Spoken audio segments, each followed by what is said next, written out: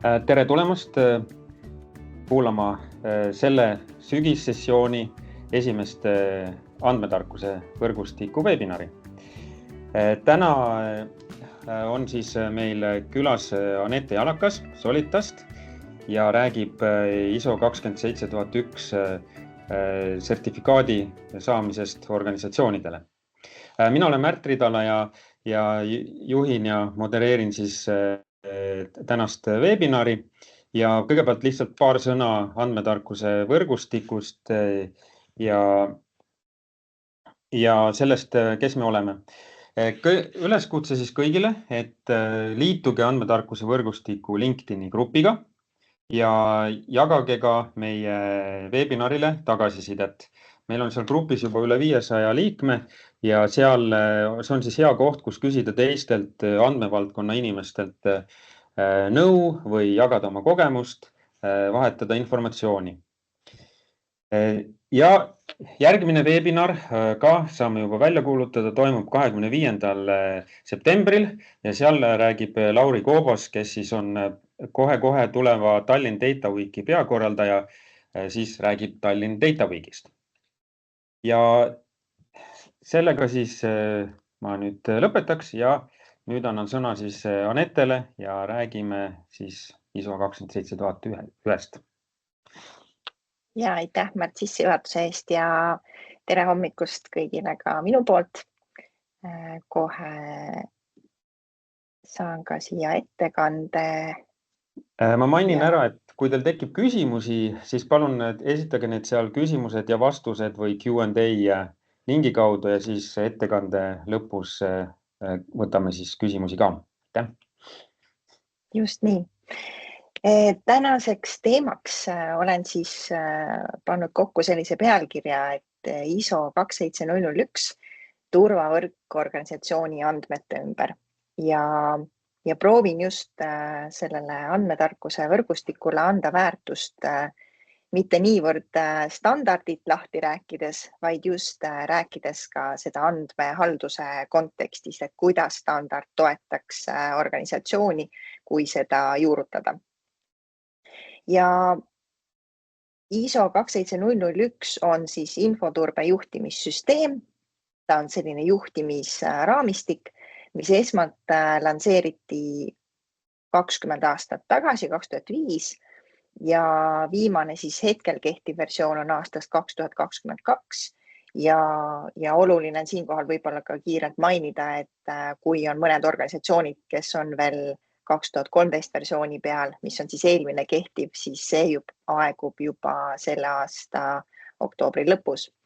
Et jah, nagu Märt ka mainis, siis küsimused saab jätta ja kui on mingeid teemasid, mida tahaks võib-olla hiljem organisatsiooni kontekstis põrgatada, küsida, ei taha just siin selle konkreetse koosoleku ajal neid arutada, siis lõpus tulevad ka minu kontaktid, et siis saame ka hiljem küsimusi arutleda ja loodan, et saan ka vastuseid anda. Nii, aga siis ma natukene räägiksin iseendast ka, et miks just mind on siia kutsutud ja miks ma sellel teemal oskan rääkida.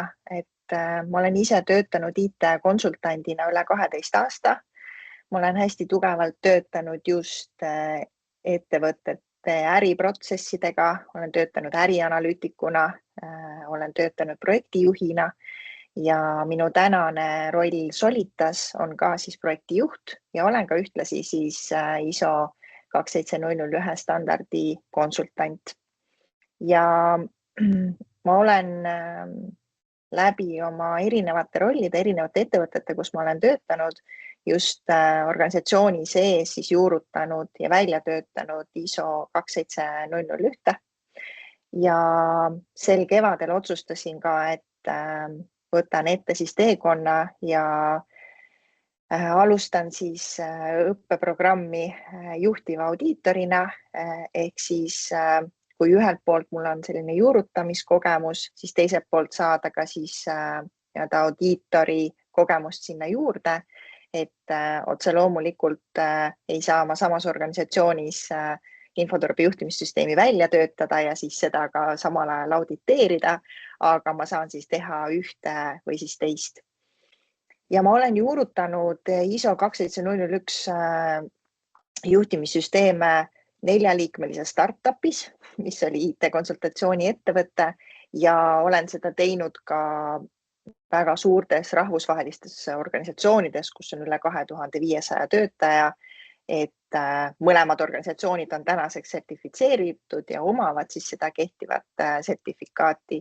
Ja ma toon selle näite siin niimoodi tutvustuse raames välja just seetõttu, et ettevõtte suurus kuidagi määratle seda, et kas ISO 27001 raamistikku juurutada või mitte. Et siis nii palju lühidalt taustaks minust ja mida me siis tänases ettekannes käsitleme. Siis ma olen jaotanud selle tänase ettekande sellise nelja plokki ja siinkohal ütlen ka veel juurde, et ISO 27001 standardit võib juurutada nii, et seda ei sertifitseerita või siis rakendada näiteks osaliselt. Võtame kas või näiteks riskihalduse juurutamisel. Küll aga kui juba see juhtimissüsteem välja töötada, siis auditeerimisettevõtte poolt välja antud sertifikaat annab tõepoolest organisatsioonile selle rahvusvahelise tunnustuse ja usalduse, et teie organisatsioon on siis selles konkreetses määratud skoobis, et need organisatsiooni andmed on kaitstud ja vajalikud meetmed on siis rakendatud. Ja ühtlasi siis standardi nõuded on ise väga paindlikud, ehk nad annavad teile pigem siis ette sellise raamistiku, kuidas seda infoturvet käsitleda ja standardis on siis põhiklauslid 4-10 ja siis on ka normatiivid ja normatiive on võimalik ka välja arvata, mis tähendab seda, et ei pea võtma ette standardit, seda siis otsast lõpuni ära täitma ja dokumenteerima, vaid on võimalik mingeid teemasid välja arvata, mis ettevõtte konteksti ei kuulu. Et siit hea näide on näiteks andmete maskeerimine. Kui mõnes organisatsioonis seda ei ole vajalik teha, siis see on võimalikki välja arvata. Ja sama kehtib ka näiteks kõikide teiste normatiivide puhul. Ehk siis pigem, kui rääkida sellest standardist üldiselt, siis võiks seda võtta kui sellist head praktikat, mida siis infoturbeprotsesside ja meetmete ja ka tehnoloogiliste valikute puhul kasutada. Et ühtlasi, miks ma leian, et see standard on väga paindlik, on ka selles mõttes, et ta ei ole kuidagi reguleeritud ühe või teise domeeniga. Ehk mina olen juurutanud IT-konsultatsiooni ettevõtteid, aga näiteks minu viimane klient, kes nüüd hetkel alustab sertifitseerimise protsessiga, oli näiteks finantssektorist. Nii et tõepoolest standard ise on selles kontekstis väga paindlik. Ja räägime siis täna andmete väärtusest, selle elukaarest ja kaitsest. Eilsel kohtumisel, mis meil oli andmetarkuse võrgustikuga, rääkisime ka rollist ja vastutusest, mis on väga-väga oluline teema. Et räägime ka sellest põgusalt, siis ka riskihaldusest, kuna standard ise baseerub täielikult riskihaldusel ning ka siis järjepidevast parendamisest, et ISO 27001 projekt ei ole selline ühekordne projekt, mille teen valmis, juurutan, et tegemist on ikkagi järjepideva edasi arendamisega selle jaoks, et hoida siis need andmed turvalisena ja seda turvavõrku siis nii-öelda tugevana ja usaldusväärsena hoida. Siis põgusalt mainisin eelnevalt, aga ütlen siis, et tänases ettekandes ma ei käsitle ISO 27001 standardi teksti kui sellist, ega siis ka teisi infoturbe standardeid, näiteks EITS on siin tuntud, ega ma ei räägi ka nende võrdlusest, et lihtsalt selle pooletunnise sessiooni sisse kõik ei mahu ja kui kellelgi on huvi standardiga tutvuda, siis selle saab alla laadida Eesti standardikeskusest. Need on nii eesti keeles kui ka inglise keeles saadaval ja kui keegi kaalub, et millised võiksid olla need praktilised sammud, mida on vaja standardi juurutamiseks, siis ma isegi soovitaksin ISO 27002, mis on siis implementation guide ehk siis juurutamise juhend organisatsioonidele selle jaoks, et siis juhtimissüsteemi välja töötada ja juurutada. Ja ühtlasi, kui siin on organisatsioone või kuulajaid, kes on vana standardi versiooni peal veel, ehk siis 2013 versiooni peal ja peavad üle liikuma 2022 versioonile, siis seal on ka siis üks-ühele juhend, millised nõuded tulid uude standardisse juurde, millised kohandati, et ma usun, et see dokument on isegi võib-olla esialgu väärtuslikum kui see standardi põhitekst dokumendina ise.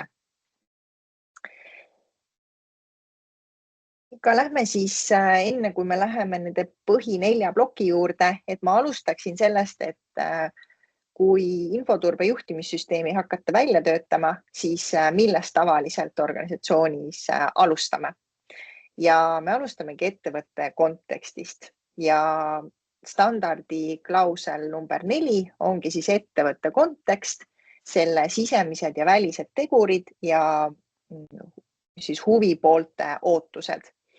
Ja see ettevõtte kontekst näiteks siis sisemiste teguritena, kui neid tuvastada, siis näiteks hea näide ongi inimesed, töötajad ja töötajate ootus ongi see, et organisatsioonis on turvalised andmepraktikad ja see tõstab töötaja usaldust. Strateegilise väärtusena võib võtta ka seda, et kui ettevõttel on olemas ISO 27001 sertifikaat, siis tõesti see on usaldusväärne märk. Auditeerimise ettevõte on selle sertifikaadi väljastanud, mis tähendab siis seda, et see on usaldusväärne ja rahvusvaheliselt tuntud.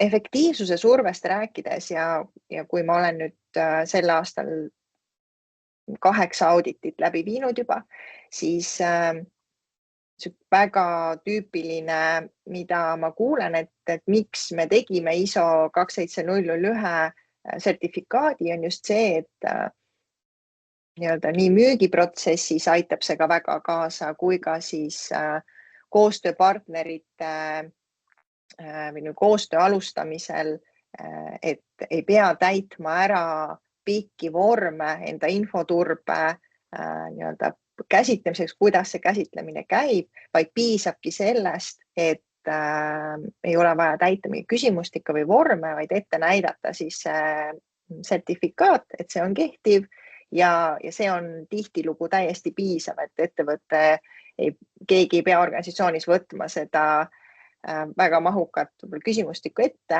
ja seda hakkama täitma, vaid piisab sertifikaadi ettenäitamisest. Ja siis rääkides mõne näitega, näiteks mis need välised tegurid võiksid olla, et välised tegurid võivadki siis olla näiteks õiguslik vastavus ehk et ettevõtetel on suurenenud surve kõikide nende uute normide, seaduste, regulatsioonidega ennast vastavusse viia ja standard ise nõuab, et õigusliku vastavuse analüüs tuleb teostada.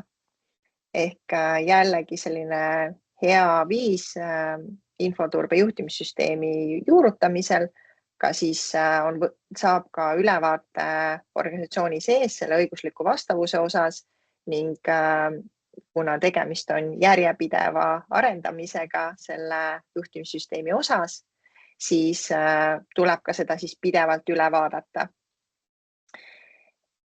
Nii, läheme siis ettevõtte kontekstist, läheme siis siit edasi andmete väärtusest ja kaitsest rääkides. Ja standard ise andmehalduse siis seisukohalt ja ka infoturbes andmeid siis kaitseb läbi siis inglise keeles termini siis SIA triad ehk siis kolmnurk, mis siis käsitleb konfidentsiaalsust, terviklikkust ja kättesaadavust. Ma arvan, et need terminid on kõigile tuttavad, aga see on just see, kuidas standard ja see raamistik näeb ette, kuidas siis andmeid kaitsta. Ehk siis konfidentsiaalsuse poole pealt, et ainult õiged inimesed pääseksid andmetele ligi. Näiteks seda on võimalik siis meetmena käsitleda, et on ligipääsu õiguse haldus olemas. Teisena siis terviklikkus, et need andmeid, mida kasutatakse, et need on õiged, nad on täielikud ja nad on muutmata kujul. Ja siis kättesaadavus, et need kriitilised andmed on olemas ja nad on kasutatavad ka siis, kui peaks tekkima mingisugune teenuse katkestus näiteks. Ja standard siinkohal ka siis nõuab kas siis varundust või siis näiteks taastamisplaani ja taastamisplaan peab olema ka testitud. Ja mul just paar nädalat tagasi ühel auditil, tegemist oli koolitusettevõttega, oli teinud siis endale valmis taastamisplaani ja jagas siis oma kogemust sellest, et nad tegid selle plaani valmis, see oli väga detailne paberil või nii-öelda siis dokumendis oli kõik väga ilus ja hea. Ja kui nad hakkasid seda päriselt läbi testima, tekkis neil 3-4 väga olulist õppekohta, et mis mulle standardi puhul või selle konkreetse raamistiku puhul ka väga meeldib, on see, et ei ole vaja kirjeldada dokumente lihtsalt niinimetatud paberimäärimise pärast, vaid need tuleb ka reaalselt läbi testida, sealt tekib ka õpikogemust ning mõnes mõttes saab ka rahuliku südamega magama minna, teades, et meil on olemas taastamisplaan, et kui tõesti peaks midagi juhtuma, siis see on testitud ning me teame organisatsiooni sees, et see toimib ja töötab. Andmete elukaare haldusest rääkides, siis standard võtab arvesse siis kogu andmete elukaart, mitte siis ainult osa sellest, et klassifitseerimise ja märgistamise osas, et milline on andmete siis klassifikatsioon. Ma olen siin toonud näitena, et see võib olla siis näiteks 3-tasandiline, et siis on näiteks avalikud, piiratud ja konfidentsiaalsed, aga see võib olla just nii palju tasemed, kui organisatsioonis on tarvis, et kui tegemist on võib-olla väiksema ettevõttega, kes ei soovi, kellel ei ole nii palju andmeid, kus on klassifitseerimise tasemeid väga palju vaja, siis piisab ka näiteks 3 või on ettevõtteid, kus on vaja neid oluliselt rohkem, et seda siis organisatsioon defineerib ise. Siis säilitamine ja kustutamise puhul, et ühelt poolt siis sellest õiguslike nõuete aluselt, et andmeid hoitakse tõepoolest nii kaua, kui neid on vaja ja mitte rohkem ja hävitatakse need siis turvaliselt, kui neid enam ei vajata. Ja siinkohal on vaja ka siis tõendada, et kui tõepoolest andmeid on vaja hävitada turvaliselt, et tõepoolest see ka nii toimib. Et kas on see 3. osapoole kinnitus või sertifikaat või et kuidas organisatsioon saab siis tõepoolest väita ja tõendada ka seda, et andmed on turvaliselt hävitatud. Ja muidugi ka siis jälgitavus, et kes on andmeid muutnud, mida on muutnud ja siis ühtlasi ka, kes andmetele ligipääseb, et tihtilugu siis just monitooringu ja logimissüsteemide puhul on võimalik seda kontrollida.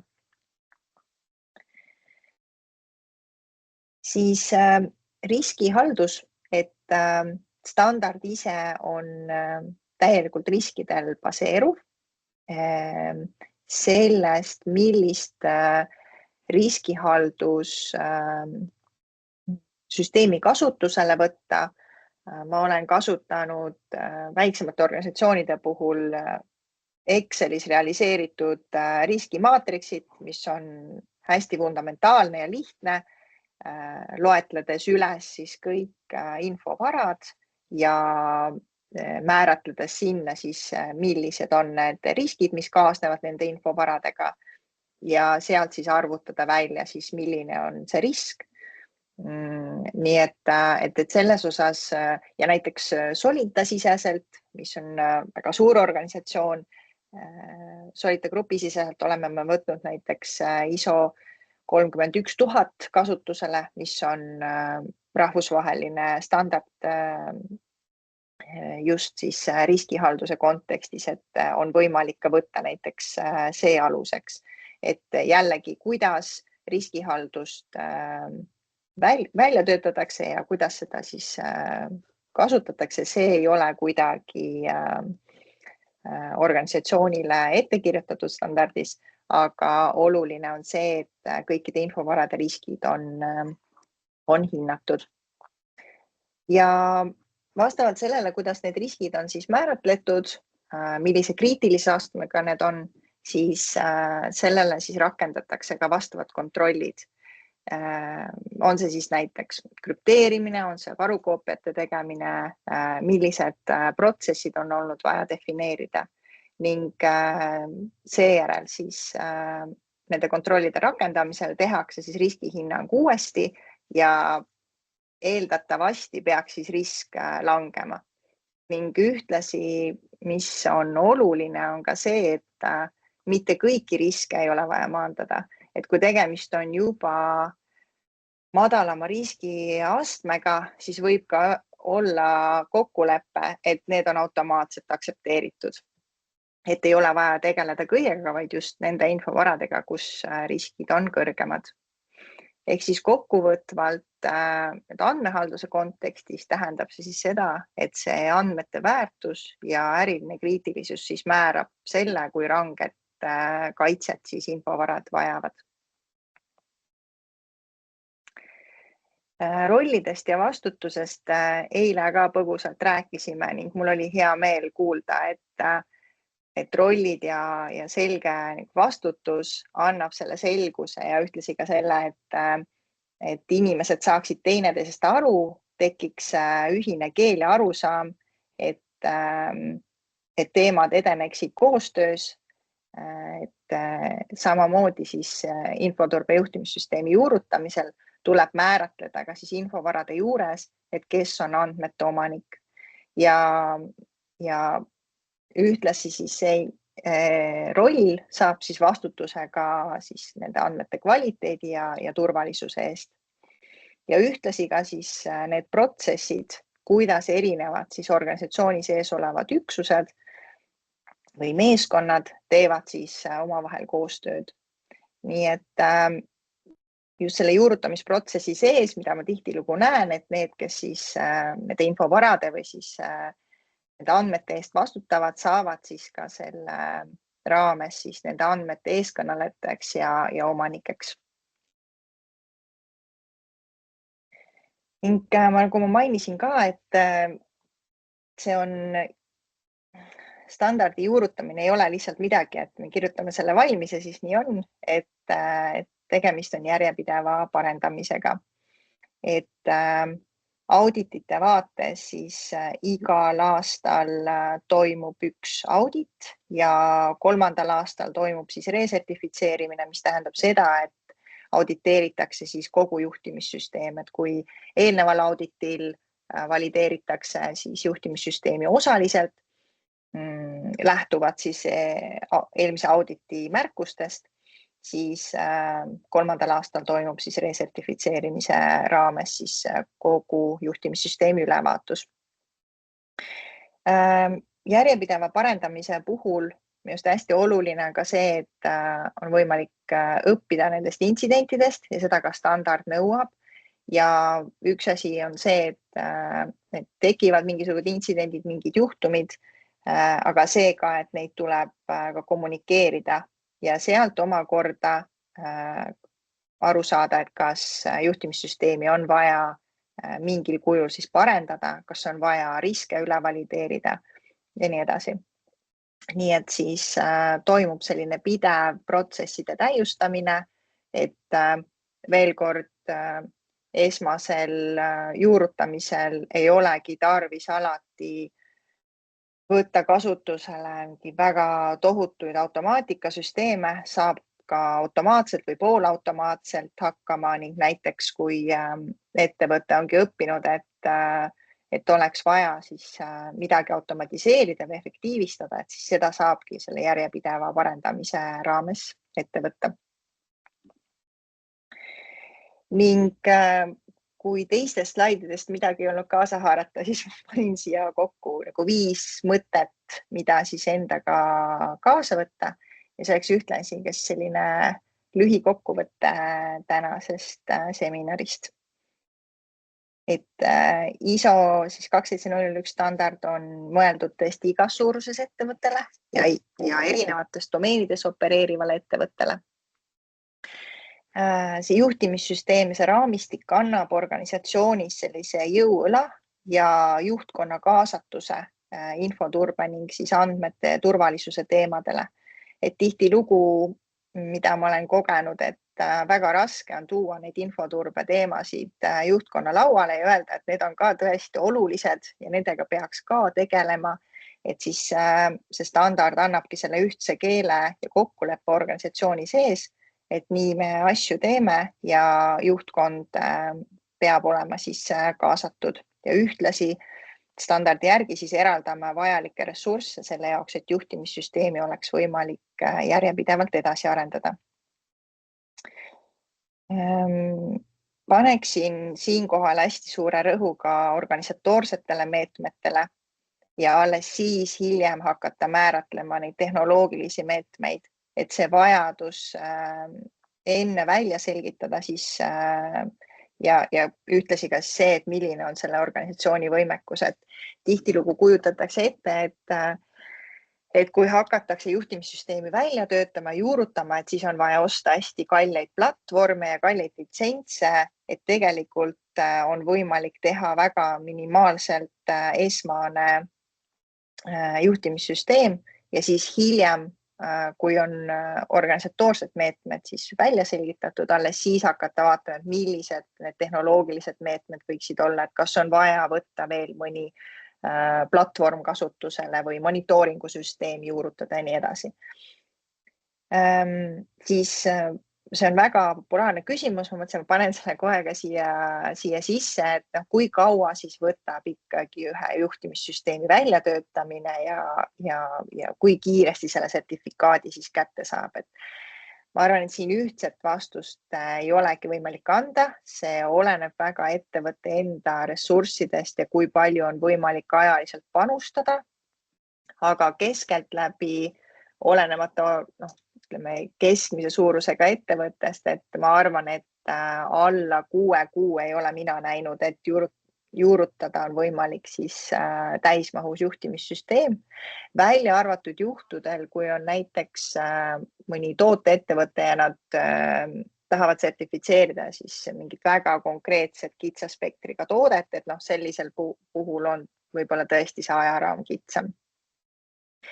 Ja minu soovitus just esmase sertifitseerimise puhul oleks see, et kaasa välist konsultanti ehk esiteks tekib realistlik skoop. Minu viimane klient, keda ma siin mainisin ka, kes nüüd praegu alustab sertifitseerimise auditeerimisega, ka, et neil oli, nad on Baltikumi ettevõte ja neil on portfellis circa 10 ettevõtet ning me selgitasime kõigepealt välja, et mis see esmane skoop on nendest grupi ettevõtetest, ei ole vaja kohe kaasata kõiki, vaid et paneme selle teekonna ISO 27001 juurutamisel paika, nii et see oleks realistlik ja et esmane sertifikaat just nende kriitiliste ettevõtete kontekstis oleks tehtud ja hiljem me siis hakkame juurutama teisi ettevõtteid sinna juurde. Nii, aga mina omalt poolt võtangi siit kokku, et aitäh, et tulite kuulama. Ma jätan siia ka oma kontaktid, et kui on veel tahaks võib-olla millestki konkreetsemalt teada mingi spetsiifilisem teema, siis hea meelega olen abiks ja aitan kaasa mõelda. Aitäh, kas on vahepeal küsimusi tekkinud? Märt, sa oled sul on Nii, mingi ja Nii. Üks küsimus on Kalle Kuusikult ja küsimus on, et kui öelda, et ISO 27001 on juhtimissüsteem, et siis kas see tähendab riskijuhtimissüsteemi või on see mõte laiem? Ma loodan, et ma saan küsimusest aru, aga minu hinnangul on see laiem, et ta küll, jah, standard ise baseerub küll riskidel, aga käies läbi siis kõiki erinevaid klausleid, on see siis organisatoorne meede, on need siis erinevad personaliteemad, on need tehnoloogilised meetmed, et siis mina arvan, et see on oluliselt laiem, et tegemist ei ole ainult riskihaldusega. Aga meie aeg on nüüd otsas. Suur tänu siis Anettele, suur tänu kõigile kuulajatele ja järgmine webinar siis 2 nädala pärast. Aitäh ja kohtumiseni! Aitäh kutsumast!